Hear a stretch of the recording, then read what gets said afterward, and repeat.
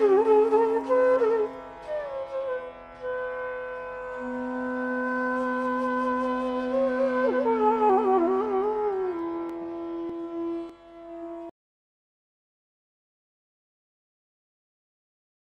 everyone, it's Amar here. Welcome to Nisarga Yoga. Today's episode is about Padahastasana or standing forward fold. It is a semi-inversion posture in standing series which helps to increase the blood flow to your upper body because of inversion effect. It stretches the entire backside of your body all the way from your head to the heels. It tonifies abdominal organs and removes excessive belly fat. And people who are having back issues and disc prolapse should take precaution while practicing this posture. Now let us learn in detail about Padahastasana or standing forward fold. I have Suma with me to demonstrate. Now stand in Tadasana. Now spread your legs hip distance apart, feet parallel to each other. Many people will feel difficult to directly dive into the posture because of lower back and hamstring tightness. I recommend you to go for some simple stretches to release the tension from your lower back and hamstrings. Now bend forward from your hips and try to interlock your elbows. Now release the tension from your neck, shoulder and lower back and start swaying your body from side to side like this. Keep lengthening through your spine. You can repeat this exercise for 3 to 5 times. After 3 to 5 times, inhale as you come back to center. Exhale, release your hands down. Now let us look into Padahastasana. Spread your both the legs hip distance apart, feet parallel to each other. With inhalation, raise your arms up over the head, fingers pointing towards the sky. Now as you exhale, bend forward from your hips and keep lengthening through your spine. Don't curve your spine, reach forward and go down. Here the idea is to lengthen through your spine instead of just reaching your hands to the ground.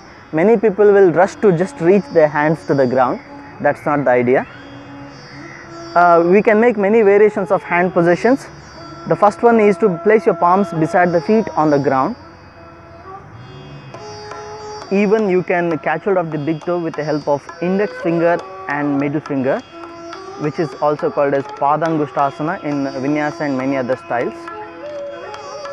To find the full expression of the final pose, you can go ahead and place your both the hands underneath the feet like this, so that palms touches the soles. From here, as you inhale, look forward and try to make your spine as concave as possible. Now with an exhalation, fold forward, sucking your belly in and try to reach your forehead to the knees.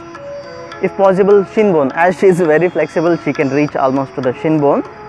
And maintain this final position for 3 to 5 deep breaths. This gives nice stretch to the hamstrings and calf muscles and releases the tension around lower back, and as well as it strengthens the lower back. After maintaining this final position for 3 to 5 breaths, release your hands. Now inhale as you come back to center. Inhale, rise your hands up. Exhale and release your hands down. As it is a forward bending posture, we need to give counter stretch by practicing Ardha Chakrasana or half whale pose. Now again, keeping your legs hip distance apart, place your both the hands beside the waist so that the tip of the thumb touches each other at the center of your spine. Otherwise you can keep them slightly apart, maybe 1.5 to 2 inch apart. From here, with an inhalation, push your pelvis and abdomen forward and gently bend backwards. Try to widen your collarbones and throw your head back. Give a nice stretch. Stay wherever you feel comfortable. Don't strain yourself. This is also a wonderful posture for a low back pain because it strengthens the lower back muscles and opens your chest area.